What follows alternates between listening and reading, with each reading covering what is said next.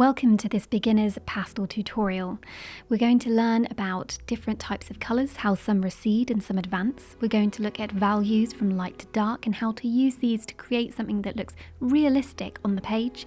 And we'll also take a look at your edge management as well to help create something that feels cohesive and well put together as one object by the end. So dust off your pastels and let's get started. This is just a nice, quick Christmas tutorial. I'm going to be working just with soft pastels for this. You don't need the exact soft pastels I have by any means, but what it is good to do is get the same values that I have. The values are always more important than the colours. So my bauble is going to be in red, but you can do yours in absolutely any colour you like. It's just having a good selection of dark to lights. So these are soft pastels from the Sennelier Portrait Set, which I've had for ages actually, and I really, really love this set. They have a nice selection of colours. I've been able to use it for a wide variety of projects, and actually I haven't used it for portraits at all, but they have some really lovely pigment, as you can see, in the pastels, so they show up really, really nicely. They are super soft, so if you're not used to soft pastels, just be aware that they will smudge. So I'm going to start off by placing our bauble on the page. Now, of course, this is a spherical object, and if you want to, you could just trace around something that's circular, but a fairly simple method for getting something quite circular on the page is by doing what I'm doing here. So I'm just measuring the height and then I'm replicating that for the width. It's not going to be perfect. Put a center line about here. And then I can add some diagonals at about a 45-degree angle in between those markings. And you can see that we have a spherical shape beginning to appear on the page. So I'm just using a pastel pencil to sketch this in. You can use anything you've got. I'm using blue so that it shows up nice and easily for you against the red pastel. So of course, the bauble is resting on a surface, and the neck that comes out from which we can hang the bauble from is just tapping onto the table there, something like that. So you can have a load of darks to put in around here, all in this section. They come up around the back, something like that to begin with. So starting with your darkest value, and value can also be referred to as tone, and it just means how light or dark something is. Now I'm working on black on black velvet paper from Canson Mi-Tientes, which I haven't used very often. As you can tell, I usually use the pastelmat. Now, because the value of this paper is so dark, for now, this is going to show up as being quite light, but it is a really dark value. You can do this on any coloured paper that you like, providing you have a dark to a lighter value. This will end up working nicely.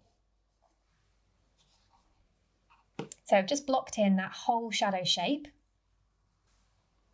And then taking my next lightest value. Now, a word to note here is between this and this. This is our really saturated red. It's got the most red pigment in it, but the one below it here, the value of them is probably about the same, to be honest. It's just that this has less pigment in it.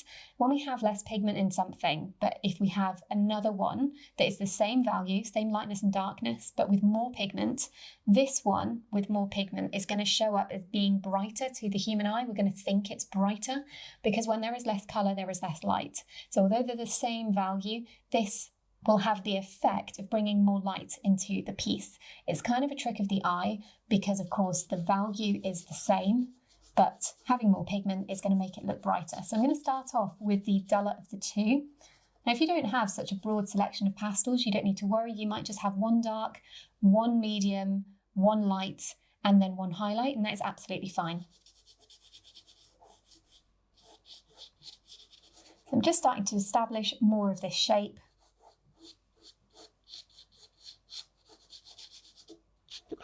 You see, we've got a very basic block in there that's working quite nicely to show us where the light is coming from.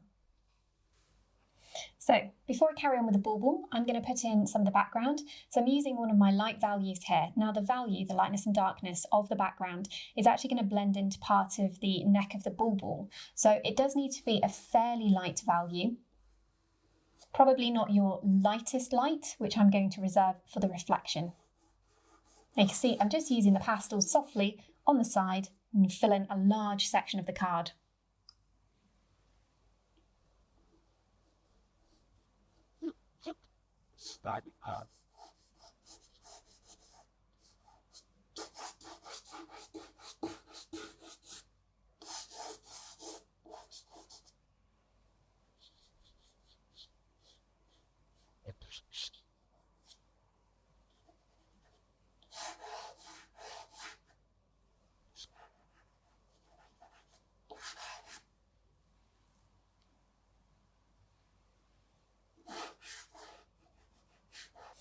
Now I'm going to return to this pastel here, so the one that we used for this main section, and start to put in a bit of the shadow, the darkest, the core shadow, the darkest bit underneath this bauble.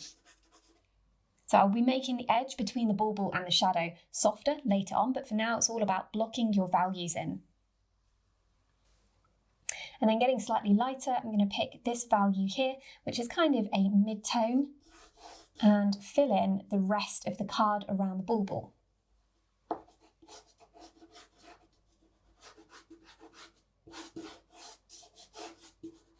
Just glaze over the top. This is the light pastel I was using earlier, and we're going to get a nice soft transition now between the darker and the lighter value. So I've not put a lot of pressure on to achieve that.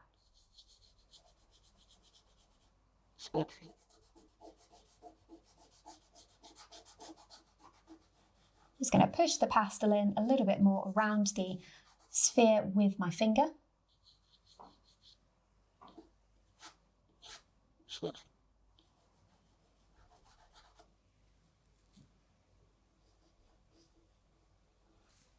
So now we have all of our values in, it's much easier to see what's going on. We can start to work on the bauble itself. So I'm going to begin again with this pastel here and start to bring a little bit more light further over the shadow. So this is where we are mixing our colours and values together to create something in between, and also to create a little bit more texture on the page by layering the pastels. We've not just got one flat application. So there is a small amount of reflected light down here, so that's bouncing up from the surface onto the bauble. I'm going to sketch that in, make some of these edges a bit softer. Got a darker shape to get in the middle. Again, more reflected light coming up over here. We will be adding other colours into this as well. I'm just going to fill in this section at the top so that we can start to layer on some of our other pastels. So I'm going to begin with this one here. This is a bit lighter, but you can see it's also a little bit purpley. And because it's a little bit purple, it's actually going to move backwards in the pictorial space. Anything with a purpley blue tint to it doesn't advance as much towards us. Purples and blues recede away from us, which is why in a landscape, things in the distance look blue. It's caused by atmospheric perspective. So the reds, especially this really punchy red here, and some of these very vibrant pinks, they're going to advance towards us a little bit more, so we can use them around sections of the bauble that are catching more light and are closer towards us. So for this edge up here, I'm going to use one of my purpley pinks, this one, which is a similar value to everything that's already down. It is slightly lighter, but also it's a different colour.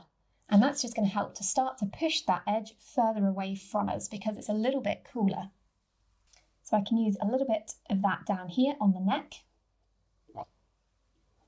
And I can see a smidge of opportunity for it around there. Being quite painterly with my marks, I'm not worried about keeping this really neat because this is a nice thick pastel painting. I'm then going to pick up the lovely juicy red, and this, as you can see, is our most saturated colour out of the lot. It's got the most pigment, so it's really going to jump out the page, but it's going to be sitting amongst values, so the light and the dark. It's going to be sitting amongst values that are very similar, and because of that, we kind of get a slight bouncing effect on the page because the value is very similar to everything around it, so it's difficult to pick out a value difference, but the colour is more saturated, so the colour part jumps out towards us, just creates a little bit of fun. Let's dab a little bit in on the neck, see how bright it feels.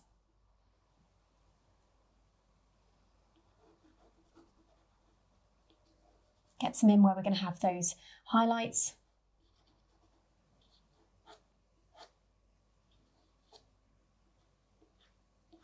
So it just pops a little bit in carefully where we've got the reflected light as well. It's bringing a little bit more glow. But if you look, I've been really soft. I've not pressed quite as hard down there. And because of that, these markings show up a little bit stronger, particularly these ones, because these ones here, unlike this one at the top, is also contrasted by the darker value of the shadow around it. So I'm just going to head back in with my original shadow value and just start to re-establish that. Can start to work into the shadow that we put down with that slightly lighter value, this one here, and create a soft edge there, which means that our eye is not immediately attracted to that area.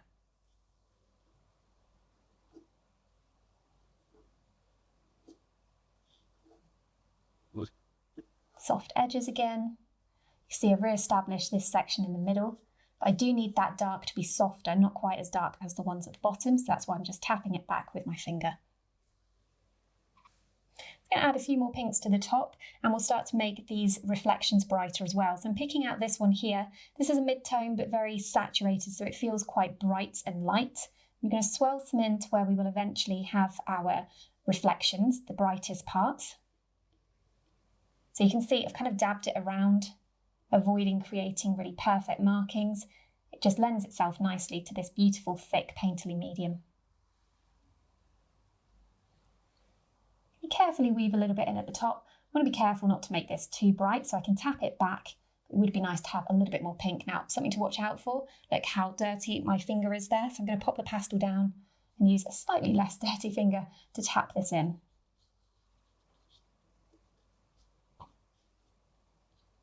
So by tapping it in, I've got a lovely soft edge. I'll do a little bit more of that around the neck. Picking up this pastel again, the one just after your shadow that has a little bit more colour in. Just going to bring a bit more dimension to the neck of the bauble, push the shadow backwards a little bit and make the whole here, make this whole section a little bit brighter and with, of course, a little bit more colour.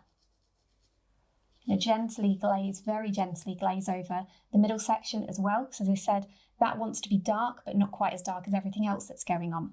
Likewise, for these shadows over here, it's now time to very gently glaze over the top, bring in a little bit more colour and slightly increase the value, making it a little bit lighter.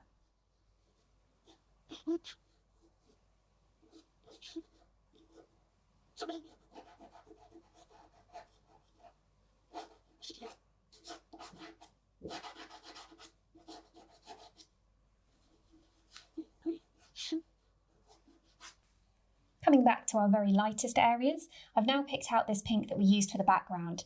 I'm just going to start to, again, increase the value on these reflections.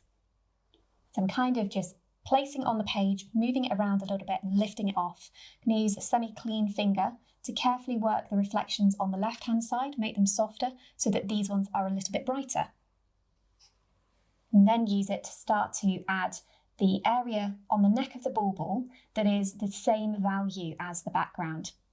So this, of course, is the same pastel that I used for the background.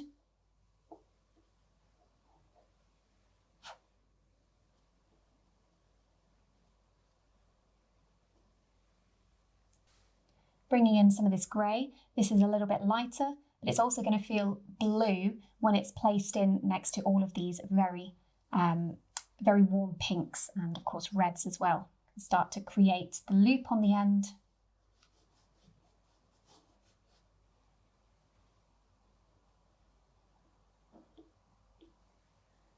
Returning to this nice mid-tone here, just going to increase the amount of pink that we have at the top.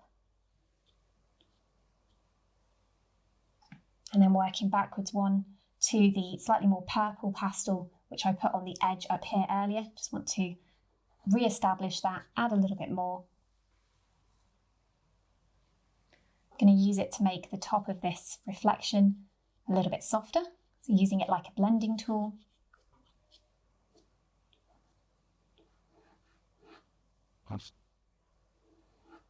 Get some reflected light on that edge disappearing away from us there. Let's see if we can just tidy up this edge a little bit. Don't want it to be perfect, but something sticking out that much, of course, is quite distracting. All right, so I'm going to take the pastel that's just one lighter than your darkest, and we can just carefully add in a little curve to show the darker parts of the neck of the bauble there. Just create a nice little shadow underneath these bits. Just going to bring the neck of the bauble down a little bit, because I've put my background in, things have just been pushed upwards, so it's not quite resting on the floor as it should be. Establish some of that. Such a wonderfully forgiving medium that you can go backwards and forwards with it so many times.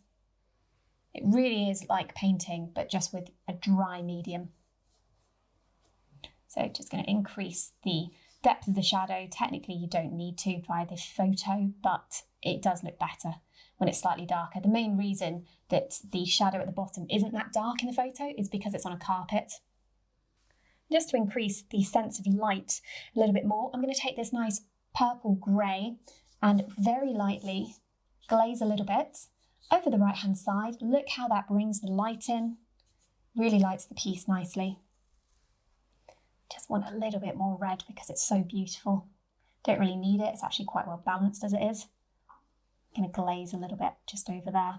So by glazing, I'm placing the whole of the pastel and just sweeping it so that it very carefully creates a soft layer over the top of the other layers. We can still see the other layers coming through, but this heads over the top of all of them and just changes everything to be ever so slightly more red. It didn't need it, I just wanted a bit more red in there. So I'm going to work on the reflections a tiny bit more, and then I think we are about done on this lovely little study. So reflections, this is again this lovely mid-pink. I've made these reflections soft, and then with glazing as well, they're starting to disappear a bit too much. One lighter for the one on the left. So heading down to this pastel here, which we used for the background. Still see I'm keeping the reflections on the left-hand side quite a bit softer.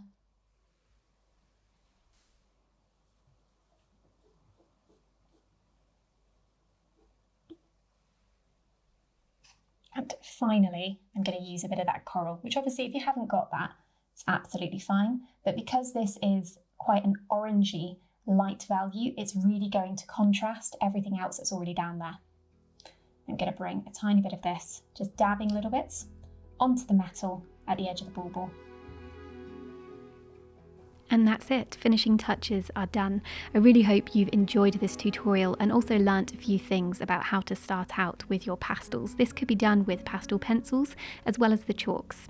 There's also a seasonal art competition running on my website at the moment. It's open to absolutely anyone, completely free to enter, and you can win 6 months of membership. If you'd like to find out more about that and get your work up for the competition, then do head over to my website using the link below.